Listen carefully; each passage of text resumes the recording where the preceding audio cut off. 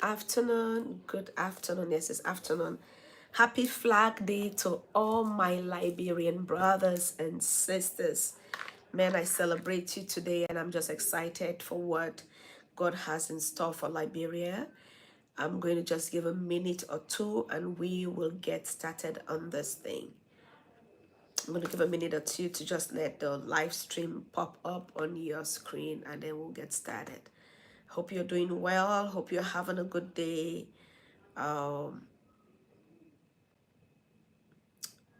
yes, just a minute and we will get started. Okay, this afternoon I wanted to just come and just share a few things. I remember I was in Liberia, I just came in, man, I came in yesterday, Sunday, today's Monday. So I was in Liberia for 3 weeks. And on Saturday, before I left on Sunday, we had an outreach. And one of the things, as we went out I went to the community where we were supposed to meet. I realized, man, the community was almost like all raided and people were out on the streets and guys, they were running here, a hectare scatter here and there to just see if they could catch those who were involved in drugs and all of that. And so I really wanted to find out what was happening. And so those who know me know I went into the crowd, I followed and went to light right away. And they were chasing. There was this young man who had been caught and been paraded because he was on drugs. And then they were asking him to go show all the others who were involved in the drug stuff. And so he was taking them to, I don't know, I think it was a dealer's house and all of that. And so I want to just share a few observations, some things that I noticed, and some suggestions that hopefully are not helpful. You have to do all of that by yourself. You have to do all of that by yourself. Okay, just a few thoughts that I wanted to share. The first thing I want us to remember, the Bible says, except the Lord builds a house, the labor in vain will build it. Except the Lord watches over a city, the watchmen watch in vain. And so, as I said, I was out in the community, wanted to reach, we're going out for outreach, and then we saw like a commotion in the whole community and young men and women running and chasing, going and searching into homes of where they suspected people who either took drugs or dealt with drugs were living in. And so I went into the crowd because I wanted to ask questions. And I went and I asked a few questions and I was asking, hey, so what is the goal of this? And they said, no. I said, what were they going to do with the young man that had been taken into their custody? It was, man, he must have been maybe 19 or younger. I said, what would they do with him? And they said they're going to take him to the police station and they're going to lock him up for taking drugs. And I was in my mind, I was like, whoa, okay. The place was too crowded and everybody was talking that I knew that if I said something, my voice wouldn't be loud enough. And so I came down and the pastor that was hosting us, one of my spiritual sons, and I talked with him because I felt like he had, even though a lot of influence, he has connections with people who had influence in the community. So I asked him, I say, hey, what is there something you can do to be able to communicate with those who are involved in this decision-making process? And he said, sure. He knew the chairlady. The chairlady is somebody that I also know. And so she was also busy. They were all together running back and forth. So a few suggestions that I give that I wanted to just come and share, because I think this is not only it wasn't just about the community that I went to. I think it's something that is happening all around all communities in Liberia.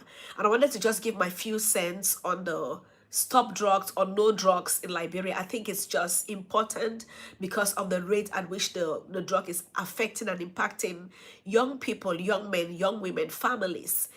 And when I came this time, I was like, this is not a Liberia I know. Liberia had changed and the crime rate has seriously increased. And that's what happens when drugs enters into a community. So a few things that I want to suggest. The first thing I would say, I celebrate the stand of the nation on no drugs. I celebrate the stand of the citizens on no drugs. And I think it's just a noble thing for a nation to say, no, we can't continue to let our young people be destroyed like this. The second thing is, how can we continue to respond after we had the match? I think I like the fact that people are now intentionally going into communities and seeing how they can deal with it, how they can deal with this phenomenon. And I think that's where my response and my suggestions comes in.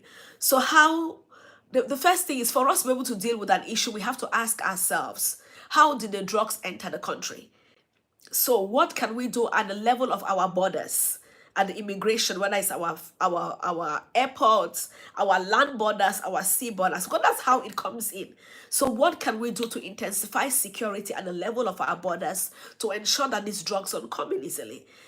I actually I didn't cross the border, but I went to a neighboring a border city when I was in Liberia, and I realized that in some of the places, not all of the places, not all of the posts, the driver just have to give the immigration officer a little token and they will let them go. And nobody dares to know what is inside the car they are transporting. And I think those are some of the things that we have to start intentionally thinking. What do we do to stop the drugs from even entering into the country? What can we do? How can our immigration, our custom officers who are at the borders intensify the security to make sure that these drugs don't have access to our country? Stopping it outside of the country, I would say, is the best option. So what can we do at the level of our borders to make sure the drugs don't even enter into Liberia? The second thing is a question that I'll ask is, what do we do now when the drugs are in and people are apprehended and these drugs are apprehended? What do we do when the drugs are apprehended? It's something I don't know. So for me, this is just a question. It's an inquiry. I would like to know when the police arrest people with these drugs and they take these drugs from them. Are they destroyed? Are they destroyed in public? Do we see the drugs being destroyed, or does somebody take it and rotate it back somewhere, smuggles it back into the system, and people still get access to it? Or is it destroyed in public so people see it and know that it's destroyed? It's not just enough to arrest and confiscate the drugs. Do we have any people in power who are taking advantage of this season for their own self-gratification? So it's important to know, and this drugs destroyed. And then the third thing I want to suggest is that we target the drug dealers, those who are selling the drugs, those who are transporting it here and there. I think that should be our number one target, because when we target them, arrest them, it becomes easier to stop it in the community because there's no longer a supplier in the community. So let's target those who are dealing it, and see how can we stop the sale, and people profiting from that and the detriment of the lives of our young people. And so now let me come to the second part. So the first part has been, look, how can we be stopping it from having access to our country, and how can we stop it from circulating? I'm sorry, I have a cold, so you can hear my voice. It's a little one kind. I think I just had so many days of very little sleep, and so it just, my body had to deal with the consequences of that. So now the second part is that I want to talk about is now the young people who are dealing with drugs. The first thing is I want us to remember that drug addiction is like a sickness. It's not something that somebody would say, okay, I'm going to stop today, and they just stop. It doesn't happen like that. It's a sickness. Imagine somebody has cancer and you lock them up in jail. You don't heal the cancer. You might actually aggravate the situation, because in jail the circumstances around them will not help them to get the treatment they need. And so it's important that we treat addiction as an illness and not as a crime. Many of these kids who are addicted, some of them are coming from homes that are broken. Some of them found themselves into it without even knowing. Maybe the friend deceived them of how this thing looked like, how they were going to feel, and they're like, oh, let me try. And before they realize they were addiction. There are several reasons. Do I support or encourage that? I don't. But also, I think we have to deal with this issue with a certain degree of grace, with a certain degree of compassion, and knowing that these kids actually are seeking help or need help. So the first thing is, if we are going to help well, is for us to recognize that addiction, whether it's drug, every addiction is a sickness. Whether it's drug addiction, pornographic addiction, whatever addiction that someone is struggling with, it's a sickness, and they most often need help to be able to deal with it. And having laid that foundation, what can we do to help the kids, the teenagers, the young adults, or even the adults who are dealing with drug addiction, particularly because that's the case in Liberia? What can we do to help them? The first thing is, if we have taken the drug dealers out of the community, so there's no longer supply, there's nobody who's supplying in the community. That's the first part. The second part is, can communities come together? Because we can't depend or wait, excuse me, we can't wait on the government to build enough therapy centers in every community. Like, there's no way the government can deal with this. It's a major crisis now. So the government can handle it alone. But what if every community, I'm going to give an example. What if Garnersville or Bannersville area decide to say, we are going to go to every home and ask every a member of and ask every family to contribute maybe 2,000 Liberian dollars or 3,000 Liberian dollars or $1 US, that's like 200. $1 US is 200. So let's say 1,000 Liberian dollars. We are going to ask every home to contribute that. We are going to go to the community and ask, does somebody have a house or an apartment that they are not using, that we can use temporarily, maybe for 6 months, and maybe pay them something discount amount for it, and send these young people into that place. And then we have people in the community, in most of our communities, who are trained, who can help these young people with the therapy they need, who can help these young people with the treatment they need, who can help these young people with the care they need. So how can we as a community, maybe we have volunteers rotate, and maybe every 3 hours we have somebody come in. Every 3 hours we have somebody come in. So we help them through the detoxifying process. We look for chaplains or believers or pastors who can come in to preach the word of God to them. We look for counselors, therapists who can come in and work with them one-on-one. We look for professionals who can come in and maybe give them trainings that can give them hands-on things that they can do when they go out of this therapy center. I think if communities will come together and look for solutions that help these young people, it's going to be a better thing. Because if you, like in that community that I went to, they were arresting this young man to take him to jail, to take him to prison, to lock him up. How do you take somebody who's sick and lock them up? It doesn't help them in any way. If this guy who is dealing with drugs and doesn't even know how to help himself, how to get out of it, when you take him from his home, where he is with family, at least he has a meal. Even though he's struggling, if you take him from there and lock him up in prison, what do you do? Or lock him up in jail, in the cell, what do? You expose him to stronger criminals. Now he doesn't just go from, he goes from addiction and maybe get exposed to gang robbery. He gets exposed to stealing. He gets exposed to murder. He gets exposed to more things. When he comes out, what happens? He becomes worse than he was before he entered. So my suggestion is that the communities become really intentional in creating spaces where we can help these people heal. And I think every community can do this if we all want to put our hands together and see solutions happen. But not only that, I think if churches in every community would come together and say, what can we do? Or religious organizations come together and say, what can we do to help with this crisis in our community?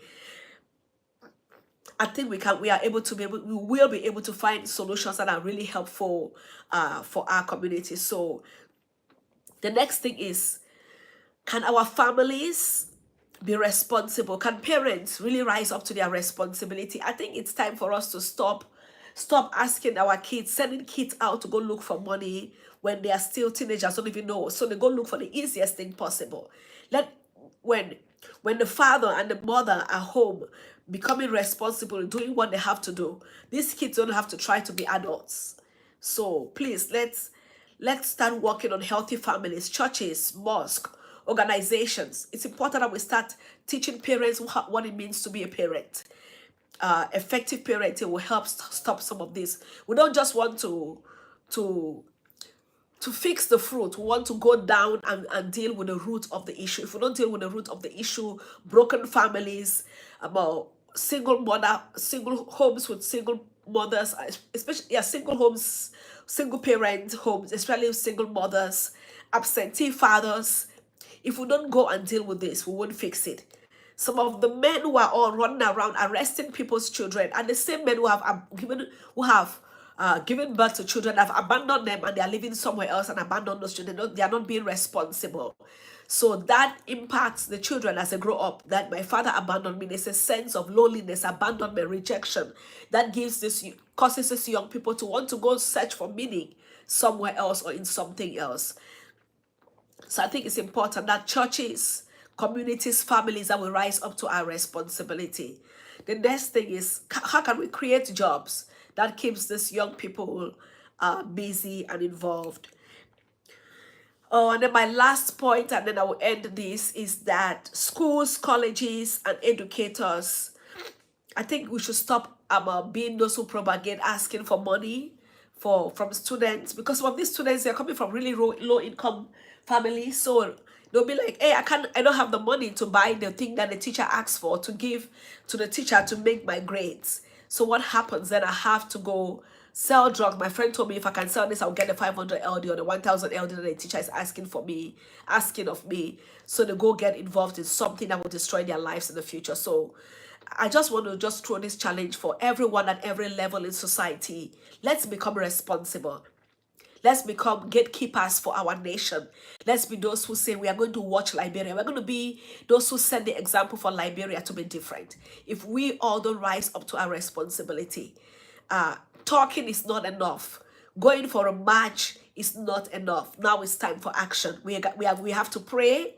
We have to take appropriate action. We have to see how our communities can have centers where kids can go for therapy and help them detoxify and help them become healthy. Just homes where people can go and just help them get off drugs and just go through a process. I think if every community will come together and do this, it will be helpful. So thank you all so much. I wish Liberia blessed. I'm just praying that Liberia experiences the peace it needs. That even on this Flag Day that we see homes restored, families restored, young people free from addiction, but then also communities and churches and mosques and organizations rising up to take responsibility to see a different Liberia. So thank you all for all you do. Let's put our hands together to see a Liberia that is different, a Liberia that is thriving, a Liberia that is whole. Thank you all. Love you. Love Liberia. Blessings. Bye.